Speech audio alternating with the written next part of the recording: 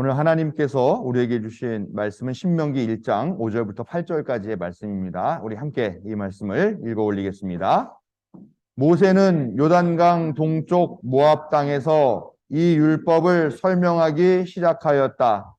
우리가 호렙산에 있을 때에 주 우리의 하나님이 우리에게 다음과 같이 말씀하셨습니다.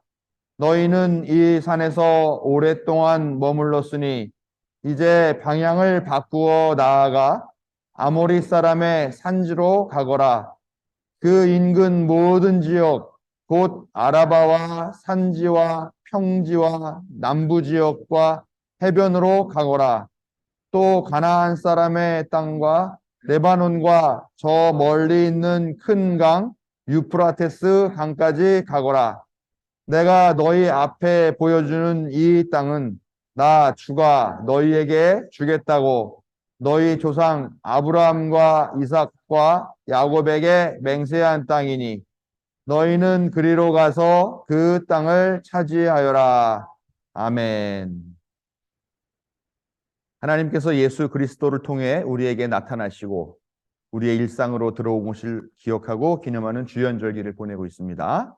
우리의 약함과 무지를 깨우치시고 힘있게 하시며 생명의 길로 인도하시는 항상 오르신 하나님의 사랑과 자비가 오늘 예배하기 위해 하나님 앞에 나온 자녀들에게 함께 하시기를 성어버이, 성자, 성령의 이름으로 축원드립니다.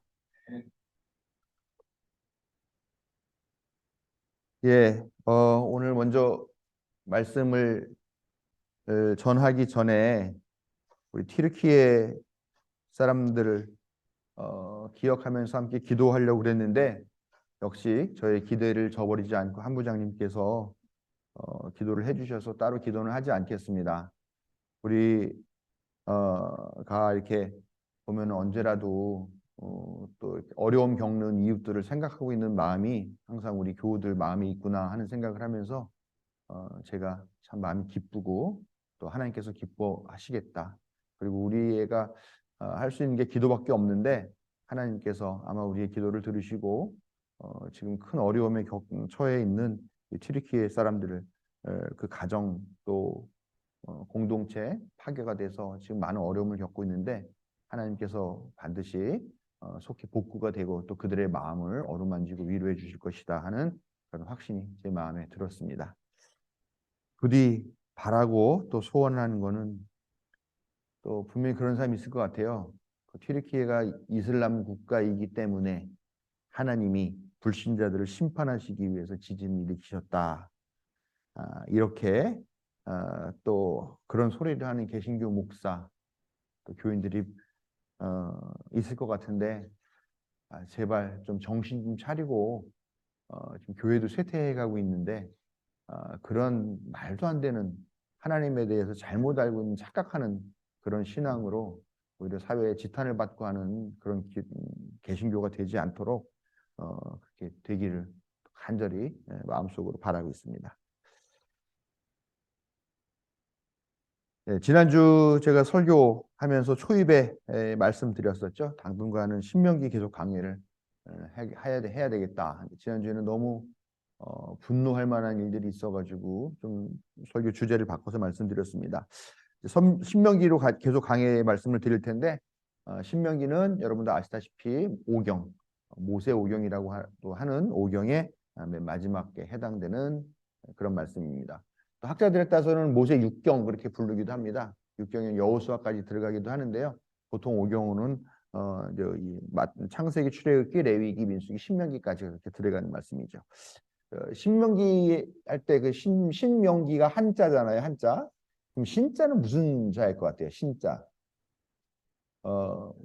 예, 새로울 신자, 뭐 또 신자도 있고, 또 매울 신자도 있고, 예, 또 거듭신, 뭐 그 원숭이 하는 납신이라고 하는 거죠. 그 자축인묘 진사오미 신유 술해 그래서 거기도 신이 있는데 그 신자도 있고 어떤 신자를 써서 신명기라고 할 것 같습니까? 예? 명은 뭐 네, 명령하는 그런 명. 세로 신자. 그러면은 세로 신자면은 옛날에 있었던 그 하나님의 명령, 하나님의 율법은 폐기가 되는 건가요?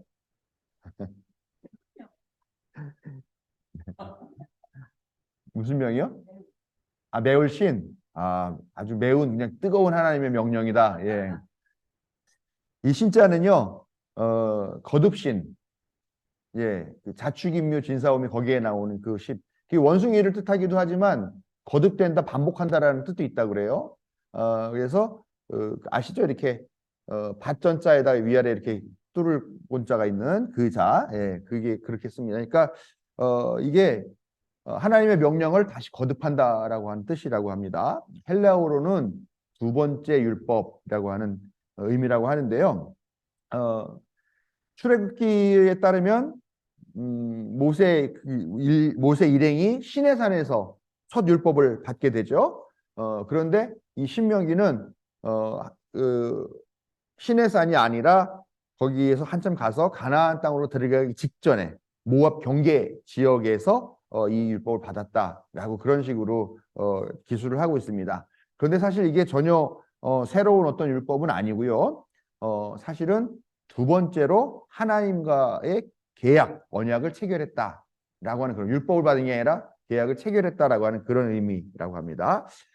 신명기는 전체가 모세가 했던 한 일련의 연설들이라고 할 수가 있습니다. 근데 그 모세 연설의 핵심은 뭐냐면 하나님의 율법, 율법을 선포하는 내용, 어떤 율법이 있고 어떻게 선포되었다 하는 내용입니다.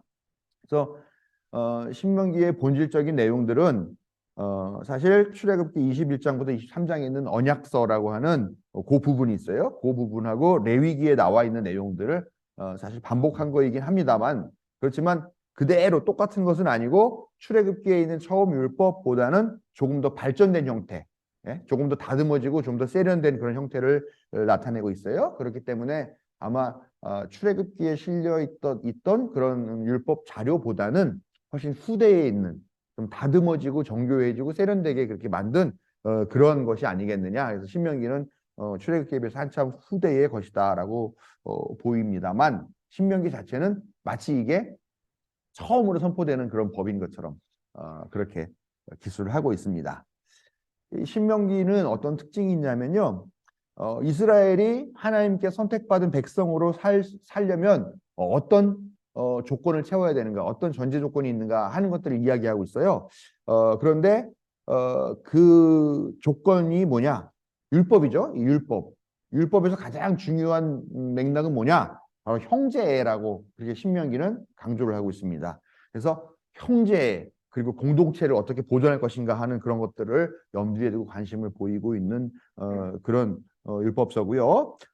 그리고 이 형제를 가져야 되는 이유가 뭐냐? 하나님의 율법, 하나님께서 우리를 창조하시고 우리를 한 민족으로 묶었기 때문에 또 사실 한 민족도 아니죠. 히브리에서 노예 생활하던 다양한 사람들을 다 같이 거두어서 나온 거기 때문에 한 민족은 아니지만 한 공동체로서 근데 그 근거는 하나님이다. 그런 것들을 제시하면서 이 신명기가 특징적인 모습을 보이고 있습니다. 구약 성서 중에서 특히 이 모세 오경을 구성하고 있는 다양한 자료층들이 있어요. 그러니까 우리가 제가 지난번에도 드린 말씀입니다만 창세기에 보면은 이 천지를 창조하는 이야기가 몇 가지가 나온다 그랬죠? 네. 네? 네. 역시 우리 교회의 장학생 모범생 하목부 장로님 두 가지라고 말씀하셨는데 예, 맞죠? 두 가지. 일장에부터 나오는 첫째 날, 둘째 날, 셋째 날 이렇게 해서 6일째까지 만드는 이야기가 하나 있지만 2장 3절부터 이어지는 창조 얘기는 또 다른 얘기예요. 전혀 다른 이야기입니다. 거기는 뭐 이미 세상이 있고 뭐 그런 데서 사람을 만드는 것부터 시작을 해가지고 짐승들은 나중에 만들고 하는 그런 전혀 다른 이야기죠. 이렇게 같은 창세기나 출애굽기나 이 오경 안에도 같은 주제이지만 서로 다른 방식으로 이야기를 기술하는 층들이 막 있어요. 그래서 그 신학자들이 이거를 자료층들을 구분을 해냅니다. 그러면서 어떤 자료는 하나님을 여호와라고 부르는데 어떤 데는 하나님을 하나님이라고 부르더라. 그러면서 그 자료들을 막 나누는 여러 방식을 취하고 있는데 그걸 갖다가 J 자료, E 자료, P 자료, D 자료 이렇게 이름을 붙여서 구분을 하고 있는데 바로 D 자료가 바로 이 신명기를 주로 구성하고 있는 자료들입니다. 이게 이제 신명기 역사가라고 불리는 그런 집단에 의해서 작성되고 수집된 그런 내용들인데, 그만큼 이 신명기는 따로 독자적인 층으로 또 구별되는 그런 층으로 그렇게 분류될 만큼 독특한 신앙 고백을 하고 있는 중요한 문서라고 할 수 있습니다. 그래서 이런 특징들을 기억하시고 말씀을 들으시면 더 큰 은혜가 될 줄로 믿습니다. 신명기 1장, 특히 1장에서 1절에서부터 5절까지는 신명기의 서론적인 역할을 하고 있습니다. 오늘 읽은 말씀 바로 전에 나오는 말씀인데요. 여기에는 이 신명기가 어떤 시대에 어떤 입장에서 어떤 조건에서 쓰기 시작하였는가라는 이야기가 나옵니다. 보면은 시기적으로는 이집트에서 탈출한 지 40년째 되는 해, 11째 달, 우리식으로 말하면은 1월 달이라고 합니다. 이때는 아모리 왕 시혼과 바산 왕 옥을 무찌른 다음, 즉 본격적으로 요단강을 건너가지고 가나안 지역을 정복 전쟁을 벌이기 바로 직전 시점을 상정하고 있습니다. 그래서 이 가나안 땅으로 들어가기 전에 우리가 다시 한번 하나님의 말씀, 하나님 율법을 우리가 되새긴다라고 하는 그런 목적을 가지고 이 신명기가 쓰여진 것을 알 수가 있죠. 그리고 이 5절부터 바로 서론에 이어서 모세의 설교가 이어지고 있습니다. 이 설교는 호렙산에서 하나님께 받은 명령을 되새기는 그런 과거를 회상하면서 이 모세가 설교를 하고 있는데요. 여기서 하나님께서 호렙산에서 오랫동안 머물렀으니 이제 이곳을 떠나 아모리 산지 남부 지역 해변 가나안과 유프라테스 강으로 나아가라 라고 하는 것을 주문하고 계신다 라고 하면서 입을 떼고 있습니다. 그리고 그 근거가 뭐냐? 조상 아브라함과 이삭과 야곱에게 주기로 맹세한 것이기 때문에 이제 이거를 이루기 위해서 나아가야 한다라고 이 신명기의 출발점을 그렇게 제시를 하고 있습니다. 예, 이렇게 또 개론적인 이야기를 또 막 말씀을 드렸습니다. 오늘 이제 본문으로 들어가 보도록 하겠습니다. 모세의 설교를 통해서 알 수 있는 내용이 있습니다. 그건 뭐냐? 이스라엘이 호렙산에 꽤 오랫동안 머물러 있었다라는 것입니다. 오늘 말씀에도 그렇게 나오죠.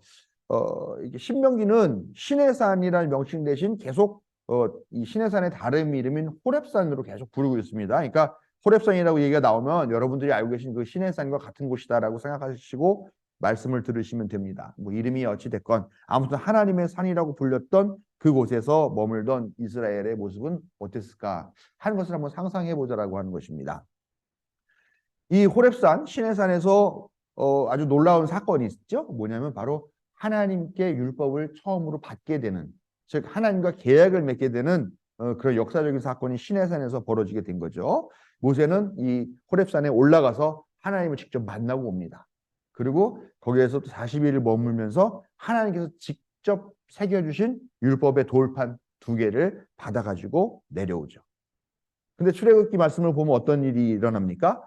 그 율법판을 받아갖고 모세가 내려오고 있는데 시끄러워요. 왜 이렇게 시끄럽지? 무슨 일이 벌어졌지라고 했더니 사람들이 모세가 하도 안 내려오니까 야, 우리 여기서 버려졌네. 어떡하냐? 우리를 인도할 신을 만들자. 그래가지고 이 사람들이 이집트에서 빼앗아 갖고 나온 금붙이들을 녹여가지고 금송아지 우상을 만들죠. 그리고 그 앞에서 막 축제를 벌이고 춤을 추고 막 하면서 우상 숭배를 하고 있었던 거죠. 그걸 보고 하나님께서 분노하셨죠. 경노하셨습니다. 요즘 무슨 경노라는 얘기가 자주 나오죠. 뉴스 보면은 용산 산 어떤 사람이 경노했다고 그러던데 아무튼 그거보다 더 경노를 하신 것 같아요. 모세도 너무 화가 나가지고 하나님께서 직접 만들어 주신 그 돌판을 내팽개 쳐서 깨트리게 되는 그런 사건들이 있었었죠. 그게 바로 이 호렙산 시내산에서 벌어진 사건입니다.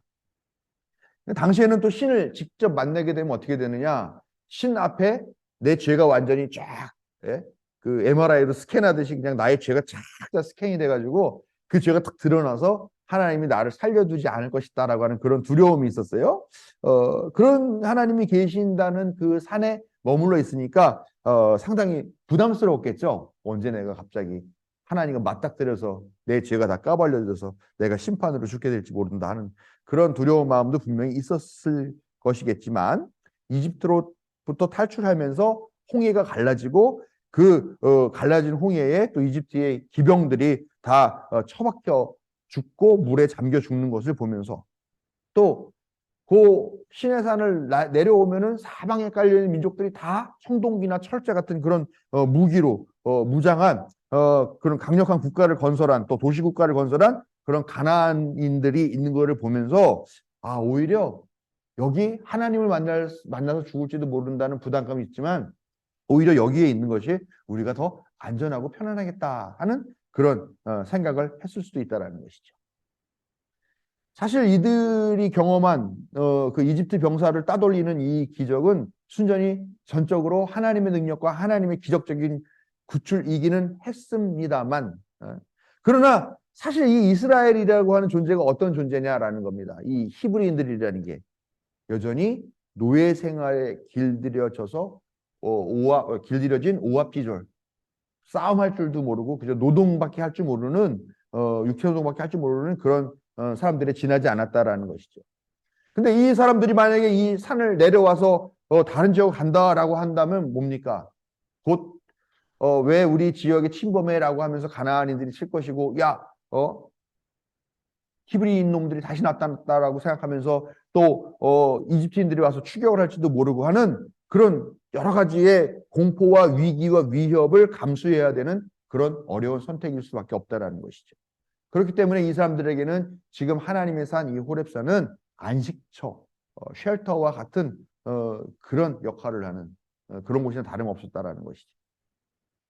우리가 보면은 그 신약 성서에 보면은 예수님의 제자들이 예수님 제자 3명과 같이 그 산에 올라가죠. 산에 올라가서 기도를 하고 있는데 보니까 뭐가 나타납니다. 누가 나타났냐? 모세와 엘리야가 나타났죠.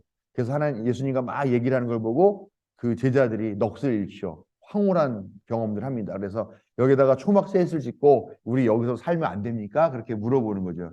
근데 성경서는 그렇게 얘기하죠. 그들이 다 정신이 나가서 제정신이 아니었다. 너무 놀라서. 그렇게 얘기하는 것처럼 아마 비슷한 느낌이었을 것 같아요. 이 사람들도 여기 너무 좋다. 항상 하나님의 나타나심을 상징하는 그 연기가 자욱하게 껴있고 구름이 껴있고 황홀한 그런 느낌. 그리고 여기는 안전하다. 그래서 그들은 오래 그 산에 머물기를 원했던 것 같고 또 실제로 오래 머물렀던 것 같습니다. 제한적이기는 하지만 안전하고 평온한 곳, 또 든든한 보호를 받는 것에 익숙해진 이스라엘 백성들은 그들이 정말 편안하고 안전한 그런 생활을 하는 대신에 여러 가지를 보면 맥이 빠져 있고 맥이 풀려 있었던 것 같다라고 그렇게 주석서들은 보고 있습니다. 왜냐하면 여기는 임시 거처일 수밖에 없잖아요. 아무리 그 편안하면 뭐합니까? 우리가 호텔 가면은 제일 편하죠? 얼마나 좋아요. 밥도 다 주고 뭐 청소도 해주고. 그러나 거기서 평생 살지는 못한다는 거죠. 왜냐? 거기 임시로 머물 수밖에 없는 곳이니까. 예? 아마 이런 것들도 생각이 있었을 것 같습니다. 근데 가장 중요한 이유는 뭐냐면 이 히브리인들은요. 태어나는 순간부터 노예였어요. 뭐 430년을 이집트에서 있었다니까 뭐 보통 한 30년을 한 세대로 본다 그러면은 10세대 이상이 계속 태어나는 순간부터 노예였다라는 거죠. 아까 우리 한 부장님이랑 오면서 차에서 얘기를 했는데 요즘 젊은 사람들은 약간 그 기성세대를 보면서 이렇게 얘기한답니다. 당신들과 우리는 국적이 달라요라고 얘기를 한대요. 왜 그러냐 그랬더니 당신들은 개발도상국에서 태어나서 중진국에서 살았지만 우리는 날 때부터 선진국에서 태어난 선진국 시민이야 이렇게 얘기를 한다는 거죠.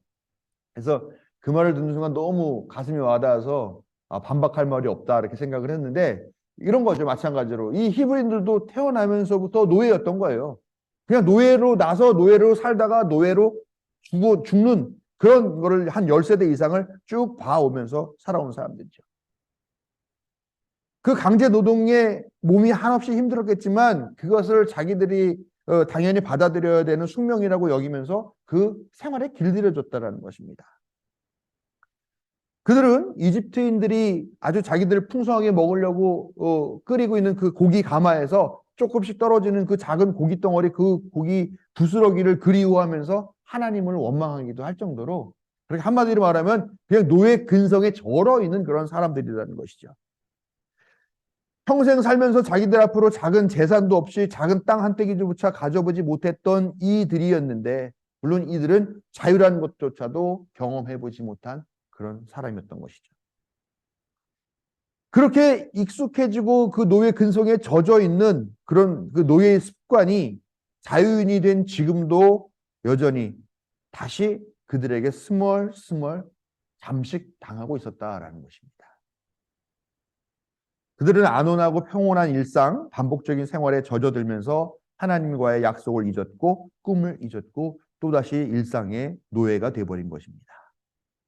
길들여지는 것, 일상에 젖어서 머물러 버린다는 것이 이처럼 무서운 것이다 라고 하는 것을 오늘 말씀은 분명히 우리에게 보여주고 계신다는 겁니다. 그런데 그때 하나님께서 모세를 통해서 명령을 내리시죠. 뭐라 그러냐? 이제 방향을 바꾸어 나아가라.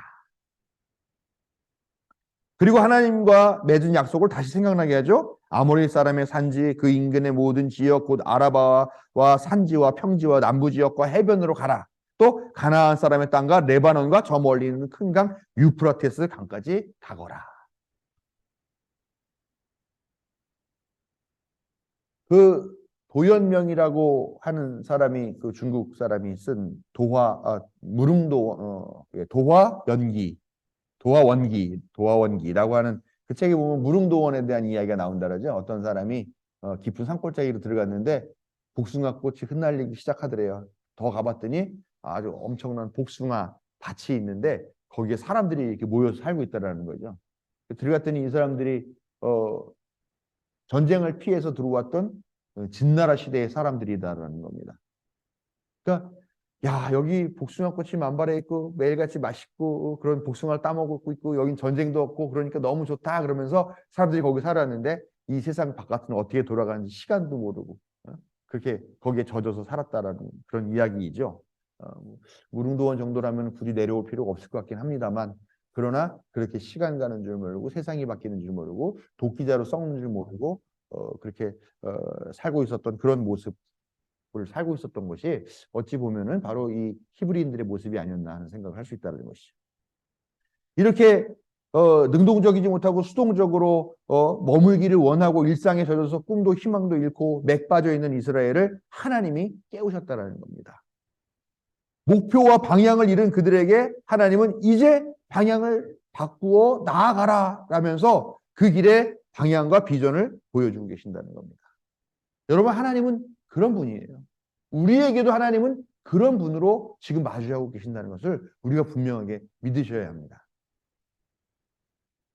여러분, 우리 인생의 목표가 뭡니까? 맛난 음식 삼시세끼 잘 먹고, 좋은 옷, 멋진 옷, 그런 옷 입고 또 편안하고 좋은 가구들로 잘 꾸며진 따뜻한 그런 또 시원한 그런 집에서 살고 크고 좋은 자가용 사가지고 그거 굴리면서 적당히 골프도 좀 치고 뭐 이런저런 뭐 카메라 또 오디오 그런 거 요즘 또 취미잖아요. 그런 취미 생활도 할 수 있는 그런 삶이라면 뭘 더 바랄 게 있는가? 그렇게 생각하는 사람들이 참 많죠. 그러나 여러분 이렇게 이런 것들이 삶의 전부이고 삶의 진정한 의미라고 생각하고 그런 일상에 매몰된 이들을 하나님은 깨워주고 계십니다. 여러분, 우리가 이 세상에 왜 태어났어요? 그냥 잘 먹고 잘 살고 좋은 집에서 좋은 옷 입고 자가용 좋은 거 굴리고 다니면서 그러려고 우리가 이 세상에 태어난 겁니까? 물론 그것도 우리 삶의 하나의 목표일 수는 있습니다만 과연 그것이 전부냐라는 겁니다. 아니죠. 우리는 사명을 받고 이 땅에 태어났다라는 겁니다. 나아가라고. 어디로? 하나님의 나라를 향해서 나아가라고. 그 사명을 받은 사람들이라는 겁니다. 그런데 우리는 혹시 하나님 나라라는 꿈과 방향을 망각하고 평안한 일상, 넉넉한 일상, 안락한 그런 생활들에 젖어 있는 것은 아닐까? 우리가 진지하게 한번 우리 자신의 삶을 되돌아봐야 될 필요가 있습니다. 만약에 우리 마음속에 그런 생각이 든다면 이제라도 하나님의 음성을 들으시기를 바랍니다. 지금 살고 있는 이 삶의 방향이 맞느냐? 아니다. 그렇다면 이제 방향을 바꾸어 나아가라. 하나님 나라를 향해서 나아가라. 하나님의 자녀들이 하나님이 창조하신 세상에서 모든 생명이 다 함께 그렇게 행복하게 또 존엄하게 또 평등하고 자유롭게 정의롭게 그렇게 살아가는 세상, 그 세상 하나님 나라라는 꿈을 향해 방향을 바꾸라는 그 음성으로 지금 하나님께서는 우리에게 말씀하고 계십니다. 하나님의 약속을 믿고 그 땅으로 가라고 하시는 이 말씀을 다 귀담아 듣고 삶의 방향을 바꾸시기를 주님으로 부탁을 드립니다. 그런데요, 문제가 있죠. 과연 이스라엘 백성에게는 이 하나님의 명령, 방향을 바꾸어 나가라, 이제는 그 명령이 꿈을 이루기 위한 약속같이 들렸을까요? 아니면은 뭐랄까요, 추방의 명령같이 들렸을까요? 한번 생각해 봐야 되겠다는 겁니다. 분명히 이게 좋은 약속, 꿈을 이루라고 하는 그런 약속처럼 들리지는 않고 오히려 야, 고난의 행군해야 돼. 앞으로 많은 위기와 위협이 있어. 그렇지만 그럼에도 불구하고 나가야 돼. 감수해야 돼. 라고 하면서 오히려 억지로 등을 떠미는 그런 명령.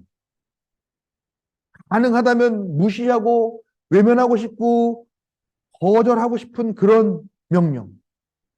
아우 너무 귀찮아, 힘들어 라고 하면서 그냥 도망가고 싶은 그런 명령이었을 것이다라는 겁니다. 실제로 아까 말씀드린 대로 그 땅은 청동기와 철기로 이미 무장한 그런 군대들이 철통같이 지키고 있는 그런 도시, 국가, 또 아니면 더 큰 국가 연맹체들이 딱 자리를 이미 잡고 거기서 뿌리를 내리고 살고 있는 그런 지역이었었습니다.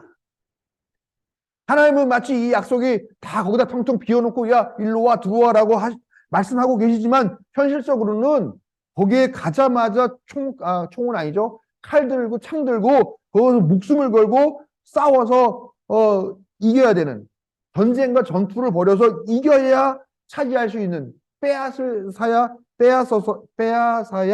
차지할 수 있는 그런 땅이다라는 거. 그런데 왜 지금 편안하게 잘 지내고 있는데 왜 우리 자꾸 내모입니까? 그냥 여기다 초막 짓고 여기 살고 싶습니다.